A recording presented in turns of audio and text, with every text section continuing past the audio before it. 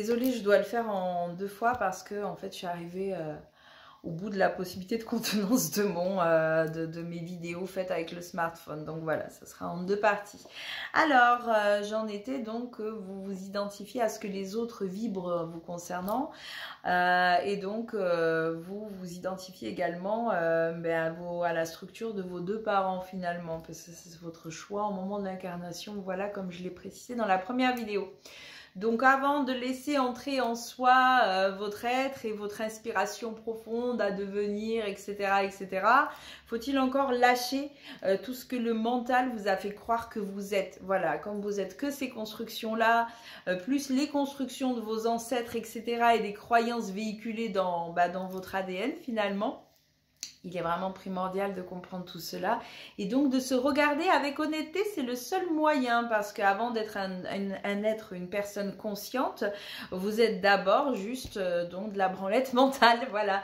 Donc il faut bien vouloir également le regarder avec honnêteté, mais attention, c'est pas parce que vous allez voir chez vous des choses qui ne vous plaisent pas, parce que vous allez en faire l'expérience quand on entame un petit peu ce souhait de se regarder, donc c'est 2 choses, c'est soit vous passez par une séance de clairvoyance fracassante où quelqu'un, un clairvoyant, va vous dire l'entièreté de la personne que vous véhiculez dedans, donc votre structure finalement, et tout à quoi vous vous accrochez. Alors plus on s'accroche au personnage qu'on s'est créé, plus c'est compliqué d'avancer en fait, parce que c'est beaucoup plus facile, par exemple, quelqu'un qui est dans une mauvaise perception de soi, c'est-à-dire qu'il se trouve minable, il se méprise, etc. Pour ce genre de personnes-là, par exemple, quand on va vous dire, non, ce que vous pensez de vous, en fait, finalement, c'est juste du mental et vous pouvez aspirer à autre chose et derrière, il se cache autre chose, c'est beaucoup plus facile que quelqu'un qui s'identifie, en fait, qui se croit merveilleux, qui est dans une démesure en fait de l'ego et donc est sur une surestimation de soi, voilà, quelqu'un qui est confortable dans sa vie, qui a des schémas mentaux qui font que il se pense merveilleux, qui pense être un bien-pensant et qu'il a une espèce de science infuse. Dire à quelqu'un, donc ça, ce ne sont que tes constructions mentales et en fait tu n'es pas du tout ça, au fond tu es une merde quoi quelque part et ça fait mal au cul, donc on n'a pas forcément envie de le regarder, donc c'est beaucoup plus facile d'entamer un travail sur soi lorsqu'on va pas bien, parce que quand on va pas bien, on a envie de bouger les choses, que quand on se sent bien dans ses pompes et qu'on est totalement identifié à notre ego et qu'on croit qu'on est ça. Voilà, ouais, c'est plus simple, mais bon, mais après c'est une question de volonté. Est-ce que quelqu'un qui s'identifie à un ego et à un mental est réellement heureux? Non, parce qu'on ne peut être que heureux lorsqu'on est dans la présence de son être. Voilà, le bonheur réel, c'est de se sentir entier. C'est là-dedans en fait, peu importe le chemin, peu importe l'entourage, peu importe le décor dans lequel vous êtes, se ressentir entier en soi, vraiment, cette entièreté de l'être et la cohérence, c'est ce qui vous apporte ce sentiment de bonheur. C'est la cohérence, voilà, de ressentir une inspiration, quelque chose qui vous dépasse un peu, c'est être le divin en soi. Et ça apporte le bonheur. Et quand vous avez ça, en fait, peu importe où vous allez vous trouver, peu importe ce qui va vous arriver, est-ce qu'il y aura une guerre, est-ce qu'il y aura... en fait, c'est pas grave, rien ne touche à votre quiétude interne, voilà, vous êtes dans cette cohérence de vie et ça vous apporte une foi de quelque chose que vous ne comprenez pas, peut-être avec votre mental, certes, mais une foi en vous, voilà. Et quand on a cette foi en soi, cet amour de soi réellement qui ne demande qu'à croître, et en fait, on est, voilà, on est sur le bon chemin, on sort de la peur du lendemain. Voilà, c'est un peu ça hein, que on peut vouloir quand on entame un peu un cheminement de spiritualité. Alors non, c'est pas la course à devenir un grand guerrier de lumière. Youhou! Je vais avoir des super pouvoirs et je vais pouvoir contrôler ma vie comme je veux et faire apparaître plein de trucs. Non, non, ça c'est de l'illusion. Encore une fois, c'est l'ego et à croire que si vous avez le contrôle, vous allez pouvoir faire quelque chose de super et que vous serez heureux parce que le contrôle n'a jamais rendu heureux personne. D'ailleurs, il est illusoire. Ce n'est qu'une construction mentale, encore une fois, puisque réellement réellement, énergétiquement, vous n'avez absolument aucun contrôle sur ce qui se passe. Et quand on est un peu comme moi et qu'on a cette clarté sur comment fonctionne l'univers et la création, mais l'idée de contrôle, en fait, elle est juste absurde quand on a la vision et la clarté. Voilà. Les gens qui s'accrochent au contrôle sont des gens qui pensent qu'il est nécessaire, en fait, de contrôler sa vie pour pouvoir la façonner. Parce que si on contrôle sa vie, on va arriver à un moment donné dans un espace de destinée qu'on aura choisi et on sait ce qui est bon pour nous. Ben non, en fait, vous n'avez absolument aucune possibilité de savoir ce que la vie vous réserve et ce qui est bon pour vous. Voilà, parce que les gens qui ont contrôlé leur vie de super manière, hein, et c'est des grands contrôleurs, ils ont bien ramené la thune, le gros truc, etc. Ben, c'est pas pour autant qu'ils sont heureux. Et à la fin de leur vie, ben, ils n'ont plus que leurs yeux pour pleurer parce qu'à aucun moment, ils sont allés chercher un peu plus loin de ce qu'ils va chercher dans l'émotionnel. Ils n'ont apporté que du matériel. Ou pas, en fait, ou pas. Il y en a qui n'auront pas leurs yeux pour pleurer parce qu'ils n'en auront absolument pas conscience, puisqu'à aucun moment, la conscience ne descend. C'est un chemin aussi. Chacun sa vie, chacun son chemin et chacun son tamien et son chien. Non, c'était pas ça que je voulais dire, mais je trouvais que ça rimait bien. Bref, passons. Donc, qu'est-ce que je voulais dire? Voilà, la présence, la présence. Tout le monde ne devrait chercher que cet espace-là de présence. Parce que la présence, ça englobe beaucoup. Voilà, c'est pas juste « je vis le moment présent et je regarde ce qu'il y a autour de moi ». Non, c'est pas ça la présence. La présence, elle ne s'improvise pas, elle se ressent. La présence, c'est l'entièreté de l'être. Vraiment, c'est la conscience descendue dans le corps physique. Voilà, quand on est en présence de soi, on ne se l'invente pas, on le ressent et ça apporte justement ce sentiment de foi profonde, voilà, cette présence. Mais on ne peut pas être dans sa présence tant qu'on n'a pas réglé le passé. Parce qu'il n'y a que dans l'instant de présence qu'on peut vraiment projeter un avenir. Bon, même si tout ça là aussi est un peu illusoire, le temps qui passe, etc. Mais nous, à notre niveau, oui, on peut projeter des défis, se lancer des défis de vie qui vont nous permettre de nous accomplir. Voilà. Mais on le projette sur le futur. Lorsqu'on veut poser un défi de vie, on projette un futur, un accomplissement qui va venir, voilà. Mais en fait, on ne peut rien projeter sur le futur tant qu'on n'a pas réglé le passé.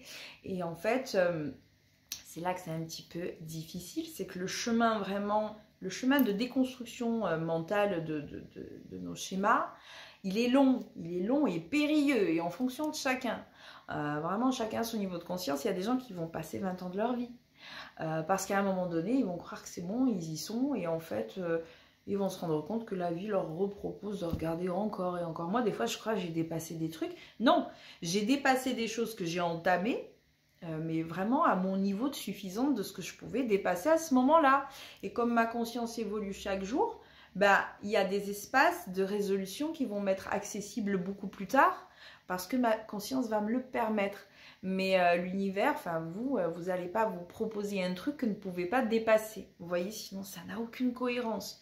Donc forcément, on fait en fait en fonction de ce qui est possible. Voilà, on a toujours une possibilité d'action, on a toujours la possibilité d'un dépassement, mais à son niveau. Encore une fois, il se représentera. Ça s'arrête jamais en fait. En vrai, c'est un gros fake, mais c'est pas grave. Non, non, mais si, c'est évolutif, c'est pas un fake. Mais ça s'arrête pas vraiment. Là, je vous propose un petit schéma, mais même ça, voilà, hein, ça reste... voilà. Donc, il faut vraiment comprendre qu'on a vraiment beaucoup de temps devant soi avant de résoudre réellement ces constructions. En plus de ça, des fois on a des schémas qui viennent dans d'autres vies, dans d'autres espaces qui nous collent au cul pour des raisons karmiques. Et ça aussi, avant qu'on puisse le voir, ils sont dû faire des fois c'est long. Donc voilà. Et en fait, quand on a réussi à se déconstruire, il se passe quoi? On n'est plus rien. Arrive le moment du grand vide, parce qu'à force de déconstruire, il n'y a plus rien là. Qu'est-ce qui reste? Il reste rien. Et c'est dans ce rien qu'il y a le tout vous. Parce que quand on sort un peu des pensées, etc., on se déconstruit, il reste vraiment cette fondation, cette base profonde, cette structure qu'on va découvrir, qu'on va regarder, qu'on va pouvoir à ce moment-là entamer le travail sur soi et donc la façonner en fonction de ses inspirations, de sa vie, de ce qu'on souhaite.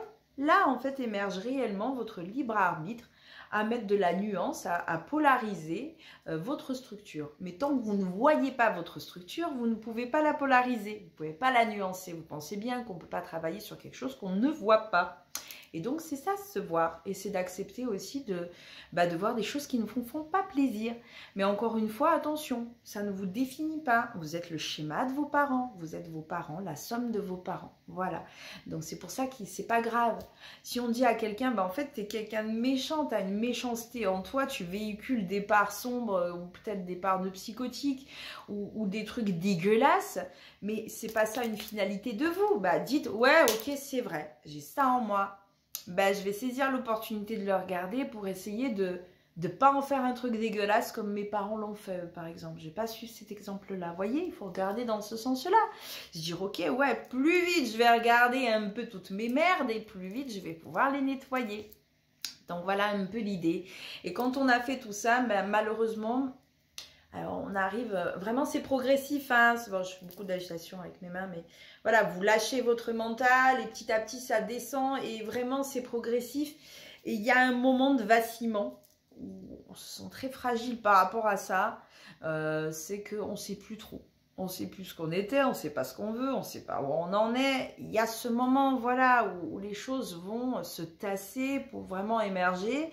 Et là, on peut avoir réellement besoin aussi de protection, d'accompagnement de quelqu'un qui va vous apporter de la clarté, parce que c'est jamais évident tout seul. Donc faites-vous suivre, faites-vous accompagner par des professionnels et non pas des illusionnistes de Facebook qui s'inventent des histoires fantastiques et qui vont tout vous régler. Choisissez bien la personne qui vous accompagne et après vos accompagnants, ça sera vos accompagnants du monde subtil, c'est-à-dire vos guides quelque part qui vont vous guider, ainsi que l'inspiration de votre être intérieur qui va être votre guidance. Mais avant que ça arrive, tout ça, et que vous puissiez vraiment prendre cette foi en vous et suivre vos inspirations, il faut suivre un peu l'aiguillement de quelqu'un. Donc n'hésitez pas à vous faire aider et à demander cette aide-là parce qu'elle est précieuse. Moi, si j'avais pas eu mon mentor qui m'avait accompagnée et m'avait pris par la main pour m'aider à regarder, je pense qu'aujourd'hui, je serais dans un asile de fous. Voilà. Bon, quoique la vie, c'est un peu l'asile aussi. Mais bon, bref, vous m'avez comprise. Donc on a de quoi vriller, on a de quoi devenir fou. Et surtout pour les personnes qui vont avoir des aptitudes à la médiumnité, le problème, c'est que quand on reste sur le passé contient des peurs inconscientes qu'on a atterrées. Ça va se traduire par des manifestations du bas astral, des entités, etc., des attaques, pourquoi pas, des merdes qui nous collent, parce que forcément le passé est rempli de peur. Et il n'y a que dans sa présence que la peur se dissout. Et toutes les peurs se manifestent sous différentes formes. Et c'est jamais très agréable de le regarder. Ce sera toujours de la négativité, etc. Bon, plus vite on regarde, plus vite on affronte, plus vite on accepte et on digère, et plus vite on peut passer à autre chose et à évoluer. Mais j'avoue que une souffrance et un chemin de croix n'est jamais très agréable. Ça dépend. Mais bon, voilà. Vous m'avez compris sur le petit cheminement de l'être, comment ça se passe. Voilà, donc j'espère avoir pu vous apporter quelques réponses et un peu de clarté là-dessus. Donc n'hésitez pas, si vous avez besoin de poser des questions ou vous avez besoin d'un accompagnement, c'est quand même mon taf. Donc vous pouvez vous tourner vers moi et puis regardez-vous avec honnêteté. Voilà, c'est pas grave, il n'y a pas de jugement, vous êtes le seul à poser des jugements. Et encore une fois, les jugements, eux aussi, ne sont que des constructions de croyances. Parce que ce qui est valable pour une personne par rapport à des mœurs, etc., dans un autre pays, c'est pas un problème. Donc, essayez d'apporter de la légèreté là-dedans. Il n'y a rien de grave, ce n'est que vous qui vous regardez. Voilà, ça sera le mot de la fin. J'espère vous avoir aidé là-dessus. Et puis n'hésitez pas à poser des questions sous la vidéo. Et puis voilà, je vous fais à tous de gros bisous d'amour et je vous dis à très bientôt.